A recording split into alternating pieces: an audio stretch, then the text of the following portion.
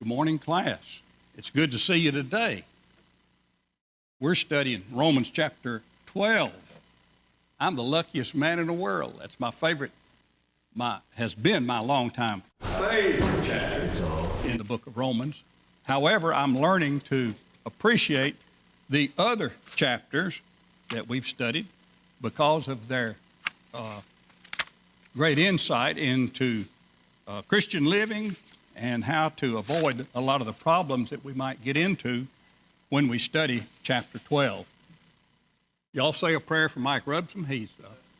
He's button pushing and short on confidence, so we want to encourage him as he helps us in the sound booth this morning.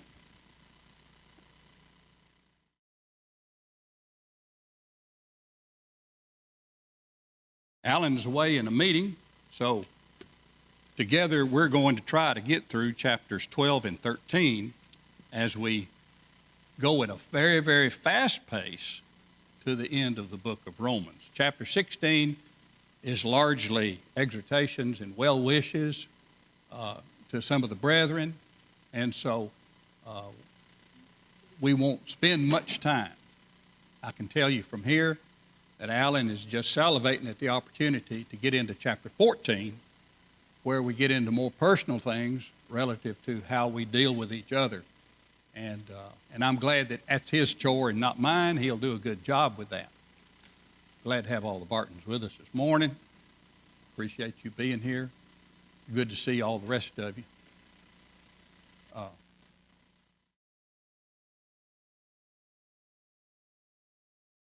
soon as Suzanne gets through distracting the audience, we'll carry on with class. Mike, so glad to see you, and I know you're glad to be here, and I wish you would open us with a prayer.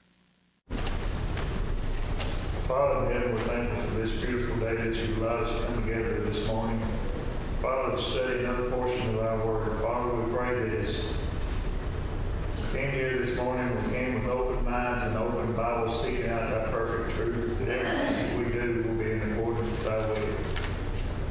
Thankful, Father, for the opportunity to worship thee, for our elders here to guide this flock, deacon, the members here, that everything we do is in accordance with thy will. We have a number of people that are sick and absent. Father, we pray that you be with them, strengthen them, that they can be back with us. And those that, for either the pandemic or whatever, that have chosen not to be here for a while, we pray that they will come back so that we can be united together again as one big family.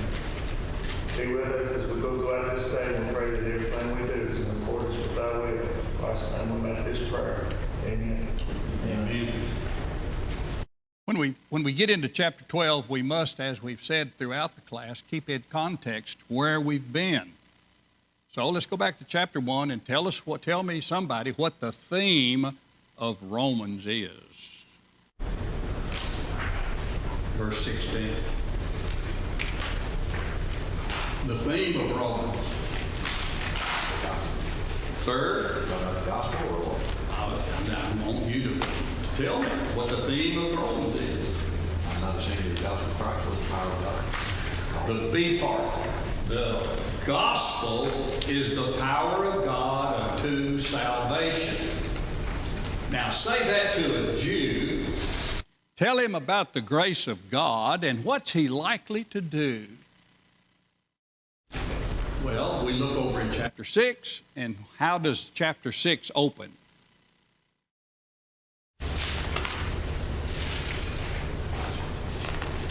You remember? Shall we continue in sin, the grace to abound?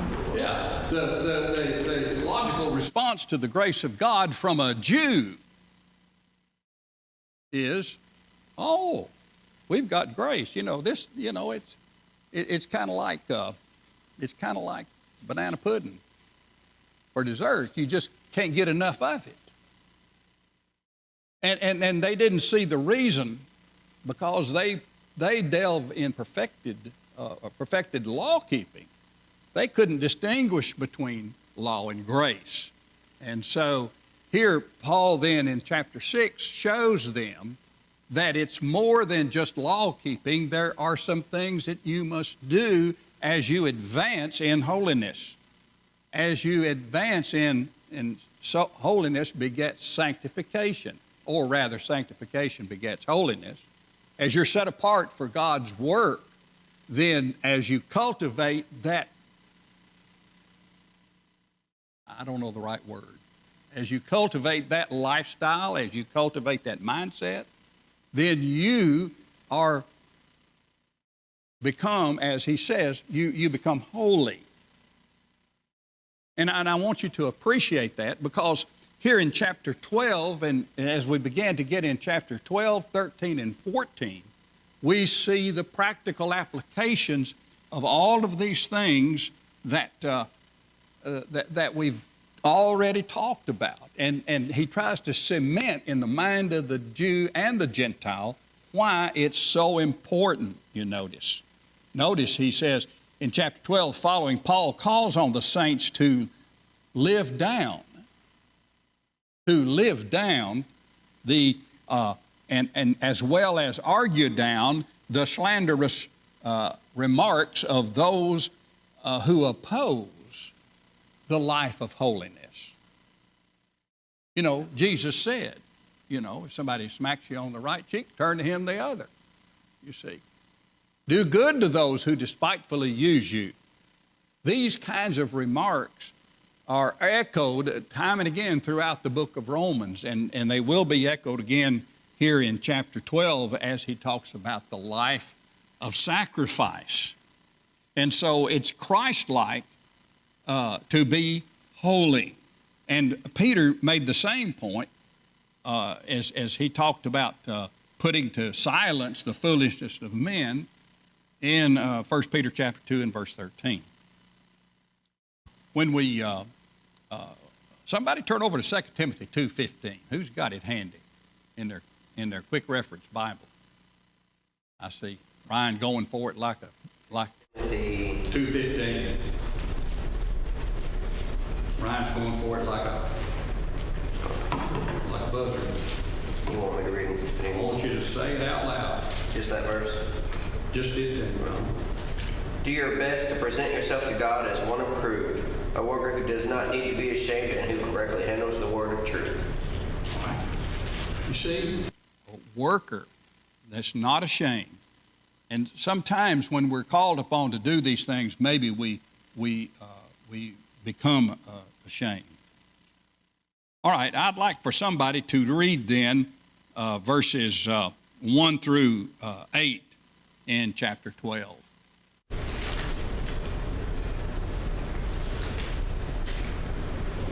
Therefore, I urge you, brothers and sisters, in the view of God's mercy, offer your bodies as a living sacrifice, holy and pleasing to God.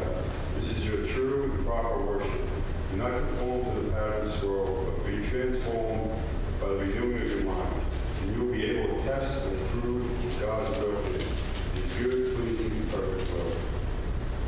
For by the grace given me, I say to every one of you, not think of yourself more highly than you ought, but rather think of yourself with sober judgment, in accordance with the faith God has distributed to each of you. But just as each of us has one body with many members, and these members do not all have the same function, so in Christ we, though many form one body, and each member belongs to all the others. We have different gifts according to the grace given to each of us. If the gift is prophesying, then prophecy, in accordance with your faith. If it is serving, then serve. If it is teaching, then teach. If it is to encourage, then give encouragement. If it is to giving, then give generously. If it is to lead, do it diligently. If it is to show mercy, do it cheerfully. Thank you, Jim. You notice now as we look at the questions, notice somebody tell us, what appeal does Paul make in verse 1? And then the B part of the question is, on what basis does he make that appeal?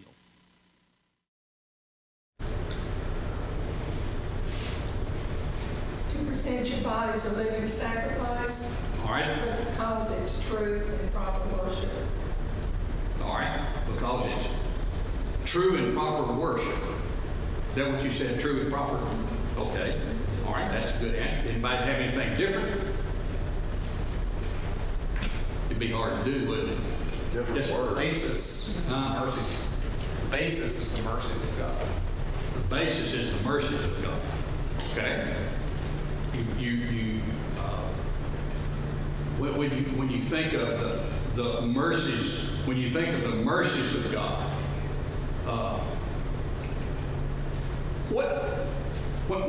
when Paul addressed the problems that the Jews had back in chapter 6, who did he say that they were slaves to? Chapter 6 and verse 16. Who were they slaves to? It's the great contrast we've been studying. Well, basically, yes, but sin is the right word for the verse. Slaves to sin. And so the opposite then,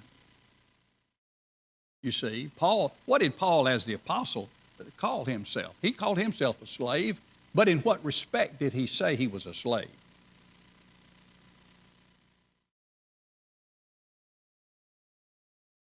Thank you very much, Mike. He was a slave to Jesus. He was a slave of Christ to do His will, to do the things that He wanted to do. And so we see then, and as Ryan read a moment ago, Don't be ashamed of the gospel. Don't be ashamed in well-doing, you see, because you have rightly divided the word, you see, and understand what's really important, and that is that Christ died on the cross.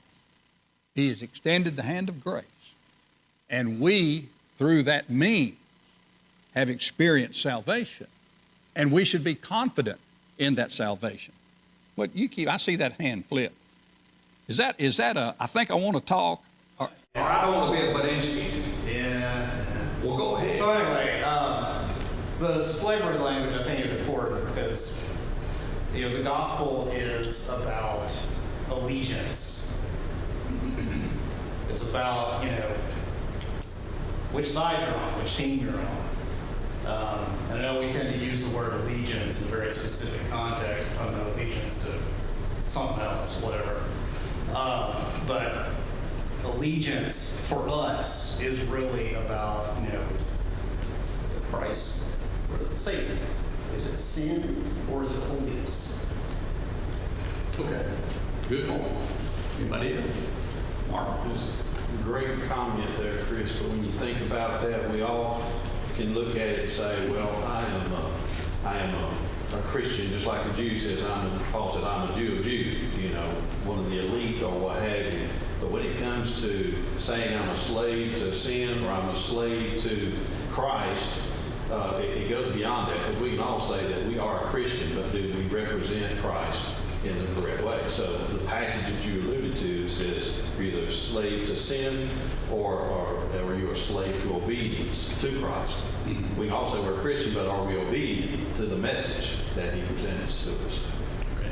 That gets into the discussion, and I don't want to get into it real deep here because we don't have time, but that is, brethren have various ideas about what worship is. If they understood the importance of Bible study, they would be here for worship. If they understand the importance of the stuff that goes on in the next hour, they would be here for that. And by virtue of the evidence presented, they think more of the opportunity to hear the preacher than they do to study the Bible. Now, and I'm not trying to be harsh or anything like that. I'm just stating the facts, ma'am. But when you talk about this, the spiritual service is a conscious submission to God's will. Conscious submission. You see, it's much in every way like domestic life. I never will forget when Beulah B got sick with cancer and could not do what she used to do. I asked Brother Mitchell how he was getting along. He said, Frank, I've learned lessons that I've never learned before, and I've worked harder than I've ever worked in my life. Now, at this stage in his life, he had quit raising tobacco, and he had retired from Ford Glass Plant. I said, well, you're retired. Why are you working so hard? He said, I had to learn to run the vacuum cleaner. And that gave me a whole new look at why that we have to, as husbands, pay close attention to what the wife does.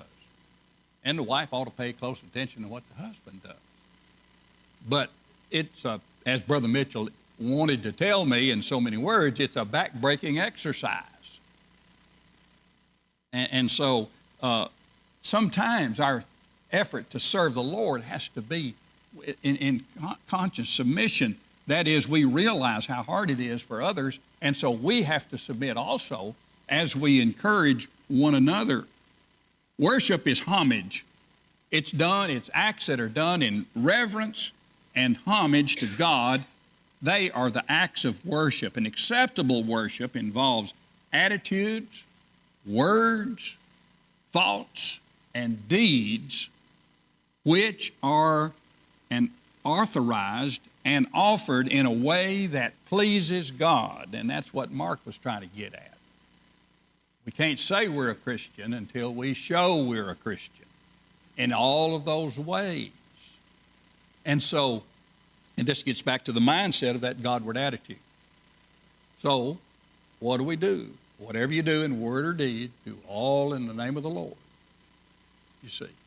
So we think about this as we think about the thing. But then question 2, in laying out chapter 12 and verse 2's famous contrast, don't be conformed but be transformed, what Paul indicate is necessary for us to avoid the former and embrace the latter. So we dissect verse 2. Who would like to do that?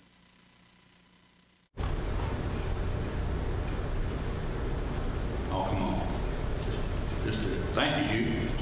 Well, it's the, I guess you'd call it the object of note. You're not to go to be conformed to the world, what you're living in. That's not supposed to change you or twist you into something else. But you're supposed to transform yourself by the renewing of your mind and prove what the will of God is. Okay. Mike. It's also dying to old self and being born again. There is very little value of pulling anything that you were into who you're going to be. That's a good way to put it. Very little value in pulling who you were into what you're going to be. Oh. Okay. And we can make lots of comparisons, but we...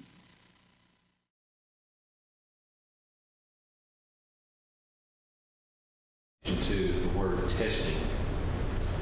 You know, that as you think about things that, if we truly test what's right and what's wrong and the balance of reason, we shall go the right way. That puts the challenge on all of us as Christians.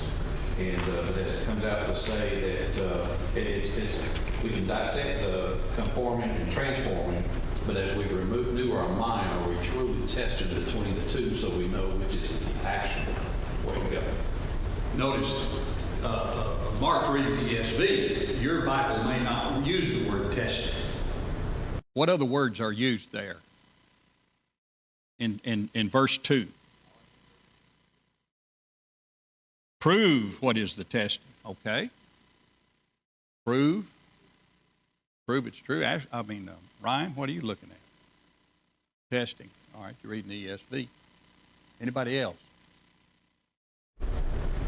Joe, you were reading something. Tested and proved. Prove. Tested and proved. Oh, test and prove. Okay. Well, we understand that. How do we think about that though? When we get into this, he says, "Do not be, but be transformed." Notice, Mike indicated the person that comes out of the watery grave of baptism is a new creature. How do we get what is involved in the testing or the proving? Who are you trying to prove? What are you trying to do? Is the proving objective or subjective?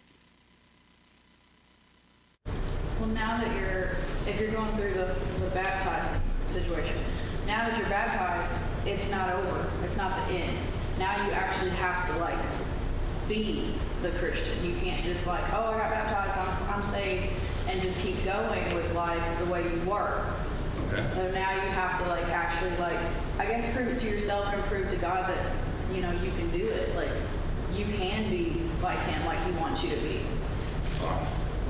We find then that He does that. Think about James 1, where he talks about testing and patience. Think about that. God has been tested by people, but God is always right. God is always true. We, as Brother Doss used to say up in Macon County, we're the weak worms of the earth, and we have to work out our salvation. We have to think about what we're going to do and how we're going to learn and how we're going to win the test. But in James, he says, count it all joy when you fall into divers temptation or divers testing, you see. And then when you have overcome those obstacles, then you can develop patience. Well, the word prove or test kind of gets to the scientific method. I've seen what my whole life would get me. I've seen how bad I felt at certain times.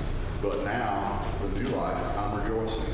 I am feeling great about the things I do. I feel good about my actions because I'm doing better than I was. Okay. All right. Let's look at number 3. When thinking of ourselves, what A, positive, and B, negative guidance does verse 3 give Christians? Let's talk about it first. Let's just look at the positive. What are the positive things that he says about Christians in verse 3?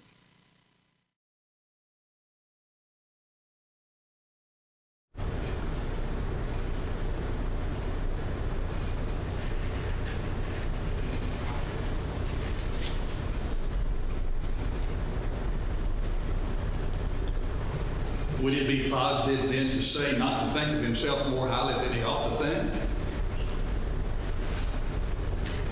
Positive's the other way. Or would it be the A answer be to think with sober judgment?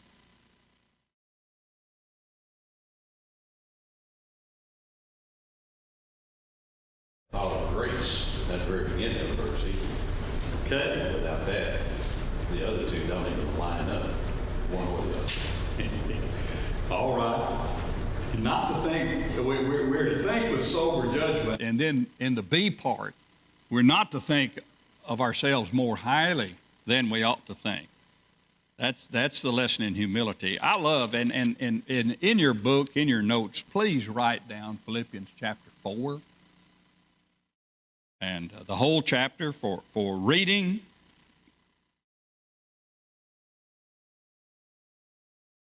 And understand how important it is that we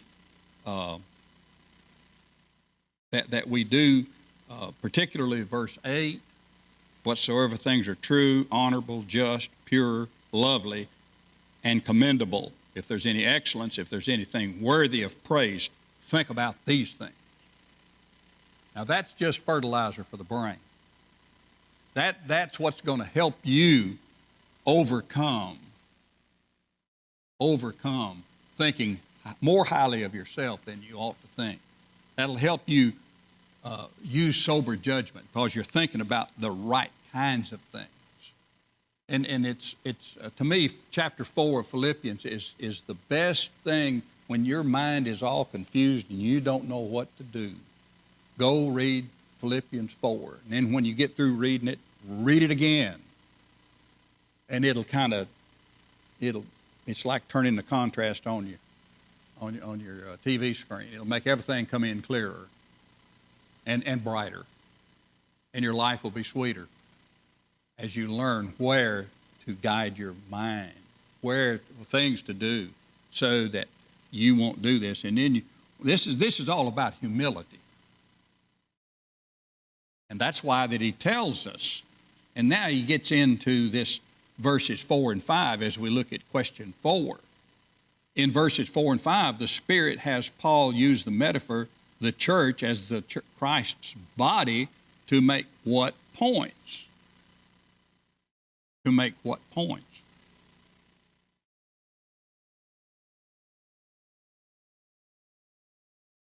Anybody? Well, the church is compared to the human body, and the various organs all have their different functions, but they all work together to make our body function. And in the church, all the members are, many different members, many different talents, that sort of thing, but they're all related to each other and work together in the body of Christ so that we can function as a unit. Okay. We're continually amazed when, as we, either through an experience that we've had at the doctor's office, or maybe you've studied a little anatomy, that the Bible says we're fearfully and wonderfully made. But do you realize how important that every part of our body is?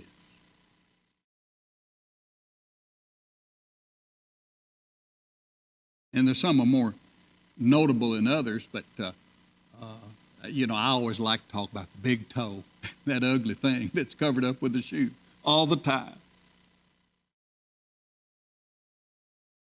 You'd never be a tightrope walker if you don't have a big toe. You think about it. And the big toe's down there covered up in a sock and a shoe all the time. And what? Think about your whole body. Yes, ma'am. So now suddenly then we find ourselves appreciating what he has to say. Who wants to give me a 2-sentence paraphrase of this as it relates to what we're doing here at Millersville? Suzanne? I don't know if I'm prepared to give a 2-sentence. Oh, I know you can't. I have Do your something I want to best. say. Okay, when the physical body, when a part of the physical body does not work, your body might function, but it doesn't function like it's really supposed to. And the same thing with the church. If there's a member that's not pulling their weight, you can function, but not like you're supposed to. You do good.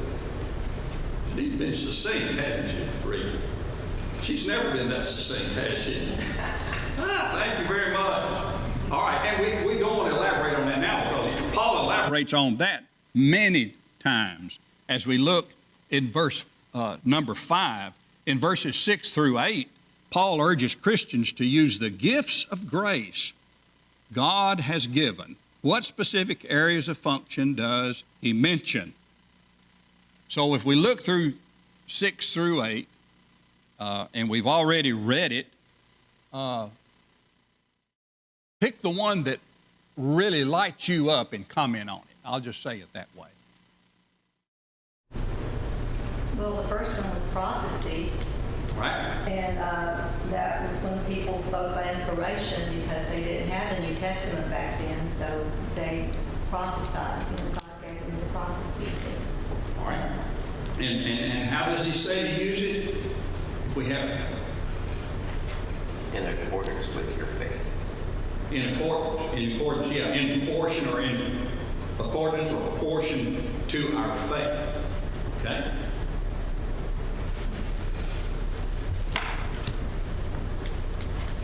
Somebody else talk about no. You? Well, I want to get to that word at the very beginning. That's exercise or practice. And each one of these is an ability, but unless it's practiced, unless it's exercised, it doesn't grow. And so the prophecy, yeah, you continue to do it, and the proportion's going to be faith that you build. The more you do it, the better you get. If you don't ever try, if you don't ever exercise that gift, it's just dead. Okay. All right. That's good. All right. Somebody talk about service.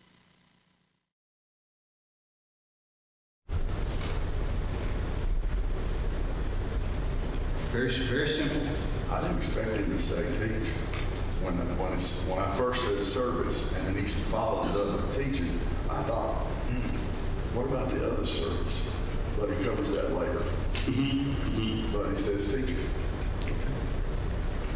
There's lots of things. There's lots of things that we do in service that we may not think about. That minister to the needs of the brethren. That things that we do. You know, I chide Sister Church about a chocolate pie, but you know, a woman that can make a chocolate pie and hand that to the person that she's inviting to come to worship at Millersville or come to worship with her on Sunday, man, you done won the game. It just doesn't get any better than that. You've put your heart into something. You've crafted something that is shows that you're serious about what you're saying, and it's not just a pass and a repass. And it's the same way as we maybe encourage somebody to sit down with us in a Bible study. But it's serving. the needs. You got some hand?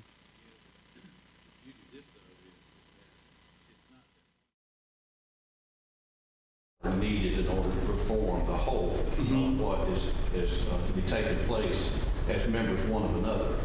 And that each one of us, whatever that little bit might be, don't think, well, it's not enough compared to so-and-so.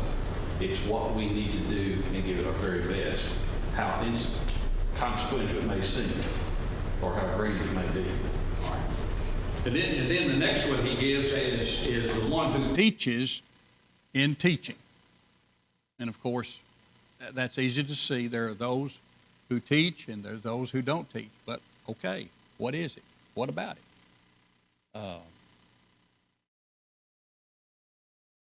Teachers are going to teach.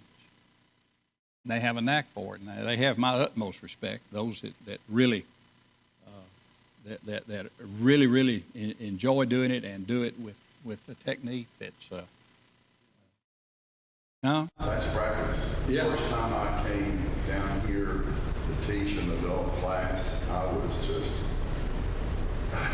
really, I'm Brother Webb and Brother... Wait a minute, I thought you were a career teacher, though. Yeah, but when I'm teaching Bible and there's Brother Webb and Brother Mitchell out there, and I said, who am I to teach them?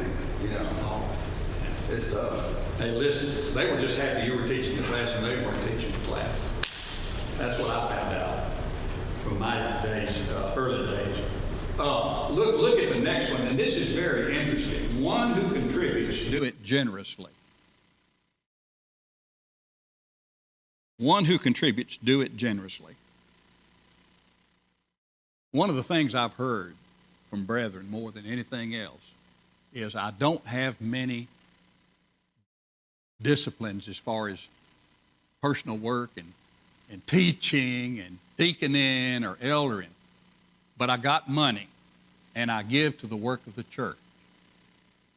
But I feel bad. And I remember a brother saying that, and he complained to the preacher about it, and the preacher said to him, "Brother, why are you worrying about that?" Said, "If you didn't do what you do, I couldn't do what I do." See? So the people, there are people who can make money, and there are people who have a hard time keeping money. We're all out. We're all and brethren are all in that spectrum because we're human. But please, please, please, do not look down upon, do not look up to, but appreciate the people that have have the means and the wherewithal to contribute and do it generously. This gets into rejoicing with those that rejoice, which we're going to talk about in a minute if we have time, and weeping with those that weep. How do you feel when a brother lands that dream job and all of a sudden he's making six figures and you're not? You ever thought about that? How do you feel when somebody really, it could be a job, it could be anything where there appears to be some improvement, change in societal status. How do you feel about that? Do you begrudge it? And we have to really ask ourselves that question, and that's a rhetorical question. I don't want you to necessarily answer, but I want you to pray about it. I want you to think about it. You see, it's very hard. It's very hard to do that. Notice in the next one he says, the one who contributes, he does it with generosity, and the one who leads, he leads with zeal. There he's getting into what the deacons and the elders do. And they do it with forward thinking. They do it with a plan. They do it doing what needs to be done with zeal. And then there's the acts of mercy. Now, who knows the classic definition of mercy? Go ahead, Chris. The classic definition, you're a reader. What's the classic definition of mercy? Huh? The classic definition. Yeah. I mean, off the top of my head, I would say that it has something to do with pity. Okay. What about showing compassion? Showing compassion, you're getting close, Rosa.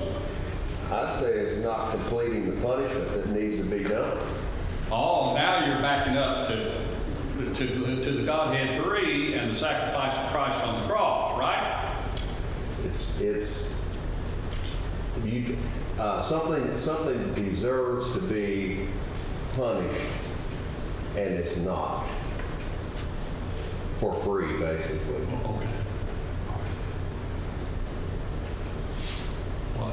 I was thinking personally, that's our way of punishing is to hit back, to make snap comments, to, oh, they done that, let's talk about this, let's have a bone to pick with them on what they did.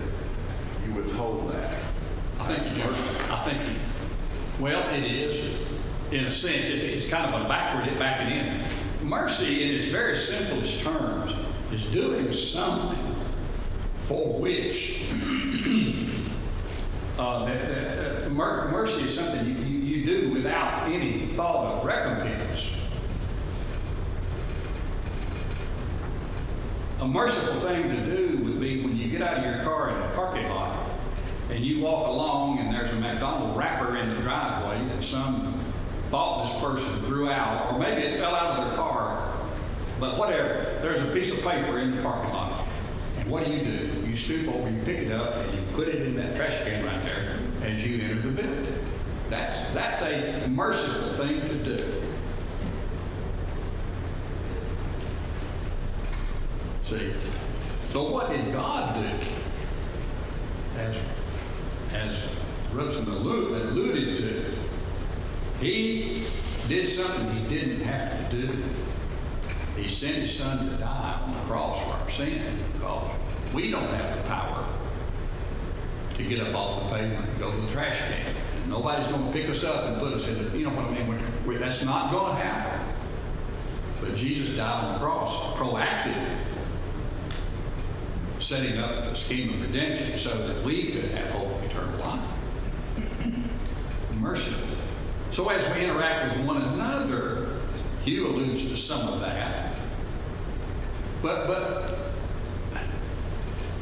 have you ever asked somebody for mercy?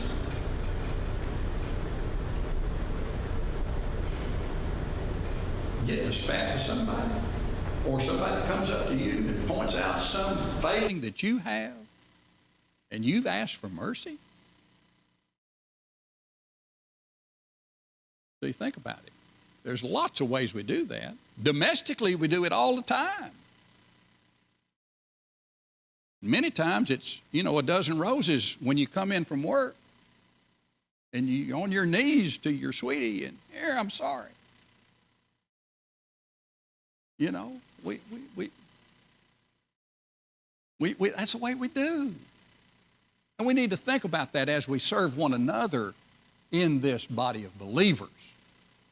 And be merciful and do it cheerfully and do it with cheerfulness. None of this under your breath stuff. We're almost out of time. What'd you want to say? It's good to see someone go and pick up a wrapper that don't need to be there, but you think about a president or a governor pardoning someone. We have been pardoned from sin that we rightfully own and deserve death by.